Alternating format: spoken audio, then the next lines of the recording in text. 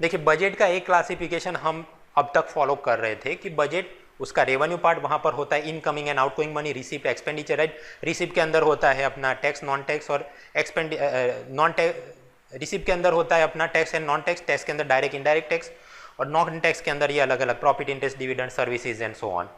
उसके सामने revenue, expenditure तो सब्सिडीज एंड अदर थिंग्स, वो भी हमने देख लिया। और बाजू में होता है कैपिटल, तो कैपिटल पोर्शन के अंदर रिसिप्ट, एक्सपेंडिचर जो अब तक हमने चर्चा कर ली। एक और भी क्लासिफिकेशन है जो कि 1987 से चल रहा है, rather than going for revenue and capital part, वो फॉलो करेंगे total receipt and total expenditure. Total receipt मतलब टोटल आमदनी केंद्र सरकार की किधर से आएगी, दो सोर्स होते हैं, एक तो रेवेन्यू सोर्स, और रेवेन्यू के अंदर भी टू सब टाइप, एक तो होता है टैक्स रेवेन्यू, तो वहाँ पर डायरेक्ट एंड इनडायरेक्ट टैक्सेस, और दूसरा होता है नॉन टैक्स, वहाँ पर क्या प्रॉफिट, इंटरेस्ट, डिविडेंड से जो पैसा आया, अलग अलग सरकार जो सर्विसेज प्रोवाइड करती है। याद करो यूपीएससी और स्टाफ सिलेक्शन वाले को 168 crore rupees they are getting general services, तो वो यहाँ पर गिनेंगे। और केंद्र सरकार को कहीं ग्रांट से पैसा आएगा तो वो भी यहाँ प्लस में गिन लेंगे। So that is total receipt, और वहाँ पर ये रेवेन्यू वाला पोर्शन। देन कैपिटल अकाउंट वाली रिसिप्ट्स, वो कौन कौन सी, सरकार उधारी में पैसा लेके आए, मतलब डेब्ट रिसिप्ट इंटरनल एक्सटर्नल सोर्सेज से होती है। और दूसरा बिना उधारी किए सरकार को अपने निवेश से पैसा मिल जाए, मतलब लोन्स रिकवर्ड एंड डिसइन्वेस्टमेंट, तो ये मतलब टोटल रिसिप्ट और उसका क्लासिफिकेशन इस तरह से बनेगा। और उसके बाजू में टोटल एक्सपेंडिचर, जिसके दो सब टाइप्स होंगे, plan expenditure and non plan expenditure, और वहाँ पर भी internally revenue and capital, revenue and capital. समझिए for example non plan expenditure मतलब 12 5 ईयर प्लान के अंदर जिसका मेंशन ना किया गो फिर भी कुछ खर्चा करना है, फॉर एग्जांपल डिफेंस सेक्टर के अंदर कुछ एक्सपांशन करना है, तो that will be part of non plan expenditure. और वहाँ पर भी रेवेन्यू कैसे, जो भी staff salary, light bill, phone bill, और कैपिटल एक्सपेंडिचर कैसे, जो भी नया बिल्डिंग या मशीनरी खरीद लिया। और उसी प्रकार प्लान एक्सपेंडिचर में भी रेवेन्यू एंड कैपिटल, जो कि जो सरकारी स्कीमों में हम प्लान के काम करेंगे एंड सो ऑन। ठीक है, अब ये जो टोटल एक्सपेंडिचर है प्लान नॉन प्लान, वहाँ पर कितना पैसा किधर जा रहा है, 2015 और 16 के आंकड़े मैंने इस आउटलाइन के अंदर दिए हैं।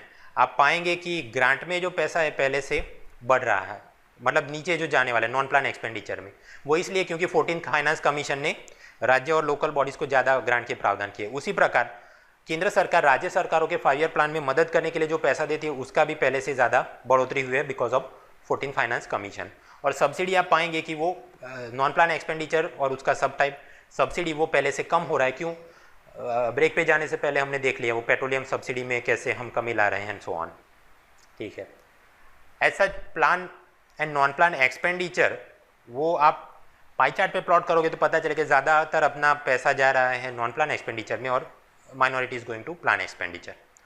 ठीक, अब एक प्रकार से एक्सपर्ट और पॉलिसी मेकर ये सोचते हैं कि plan expenditure it is good and non plan expenditure it is bad, and this leads to skewed allocation because of this mindset. For example, defence expenditure it is part of non plan expenditure, तो मतलब वो तो विकास का काम नहीं है, ऐसा सोच के वहाँ कम अलॉटमेंट किया जाए तो in the long run it will affect our security angles. इसलिए ये प्लान नॉन प्लान वाले की कोई ज़रूरत नहीं है। और दूसरा कि 2016 ख़त्म होगा तो अपना ये 12 5 ईयर प्लान भी ख़त्म हो जाएगा। इस कारण से 2016 के बजट में जेटली ने ये अनाउंसमेंट किया कि अगले साल मतलब बजट 2017 से we will delete this plan and non plan budget classification, केवल रेवेन्यू और कैपिटल वाले जो अपना बजट बनाते हैं उस पर फोकस करेंगे। और राज्य सरकारों को भी बोलेंगे कि वो भी इसी प्रकार से अपना rather than going for plan non plan they should also prepare revenue capital type of budget.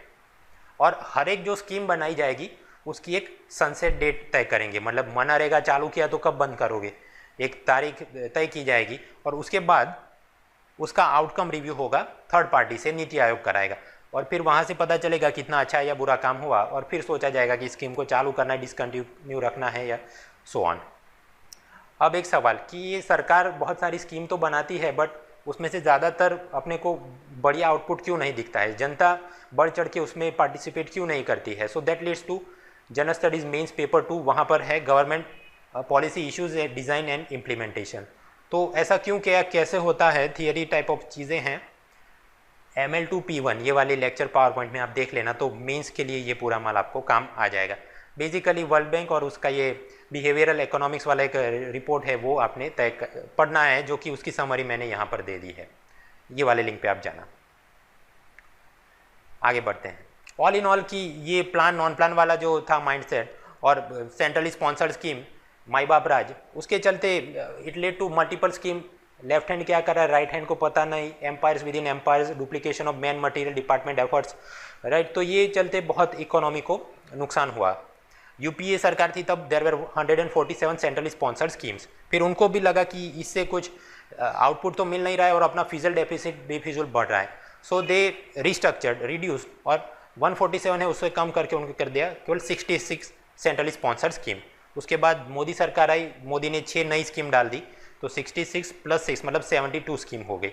उसके बाद 2015 में नीति आयोग ने मध्य प्रदेश के मुख्यमंत्री शिवराज सिंह चौहान, उसकी एक पैनल बनाई और शिवराज सिंह चौहान ने बोला कि ये 72 भी ज़्यादा है, उसका मिरर कर दो, मतलब केवल 27 सेंट्रली स्पॉन्सर्ड स्कीम्स होनी चाहिए। और ये बात भी फिर सरकार ने मान ली और इसे लागू कर दिया। So that leads to the main topic of this power point, restructuring of centrally sponsored schemes. देखते हैं, कुल मिला के अभी 27 स्कीम्स ही हैं और उसका इंटरनल 3 टाइप क्लासिफिकेशन है, core of the core schemes, then core schemes and optional schemes. तो कोर ऑफ द कोर में 6 स्कीम है, कोर में 18 और ऑप्शनल में 3, तो मतलब कितना होगा 6 + 18 + 3, जवाब हो गया 27। अब जनरल या ऑर्डिनरी स्टेट होंगे, वहाँ पर core of the core scheme होगी तो केंद्र सरकार कितना पैसा देगी और राज्य सरकार कितना पैसा निकालेगी, तो पहले से जो चला रहा है वही शेयरिंग फॉर्मूला चलेगा वहाँ पर। कोर स्कीम होगी तो 60-40 रेट पे चलेगा और ऑप्शनल स्कीम में 50-50, मतलब केंद्र सरकार आधा पैसा देगी और राज्य सरकार आधा। ये तो जनरल या ऑर्डिनरी स्टेट के लिए। इसके अलावा जो स्पेशल कैटेगरी स्टेट होते हैं वहाँ पर क्या होगा, तो ऑब्वियसली वो उनकी फिजिकल कैपेसिटी कम होती है तो केंद्र सरकार उनको ज़्यादा पैसा देगी खुद से, और उनको वो जो स्पेशल कैटेगरी स्टेट है उन्होंने खुद से कम पैसा निकालना होगा। ये स्पेशल कैटेगरी वाले स्टेट कौन से, 8 नॉर्थ ईस्ट वाले और 3 हिमालयन स्टेट्स। मैप में आप देख लेना, ये नाम है। 3 हिमालयन स्टेट कौन से, उत्तराखंड है, हिमाचल और जम्मू कश्मीर। नॉर्थ ईस्ट में ध्यान रखना, बिकॉज नॉर्थ ईस्ट 7 सिस्टर ऐसा सोच के लोग सोचते हैं कि 7 ही है, नहीं, कुल मिला के नॉर्थ ईस्ट में 8 स्टेट आएंगे। कौन कौन से मैप में देख लेना, और उनके कौन से बॉर्डरिंग एरिया है, कैपिटल कौन सा है, इंटरनेशनल बाउंड्री कहाँ शेयर होती है, कुछ पूछ सकते हैं map type question.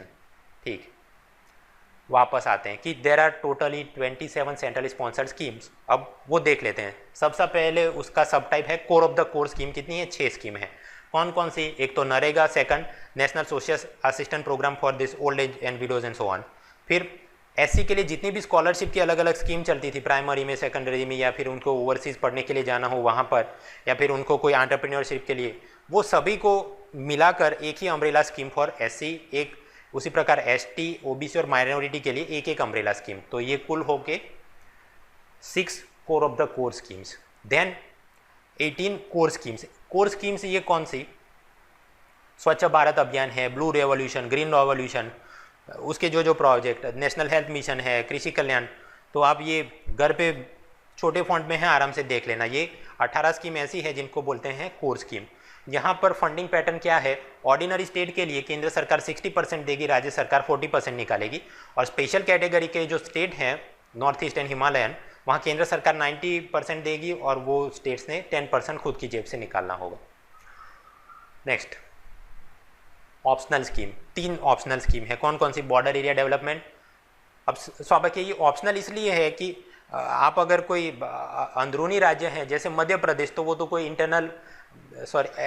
International border उसका है ही नहीं, तो उसे कोई ये काम करना नहीं है, तो ऑप्शनल इस कारण से है।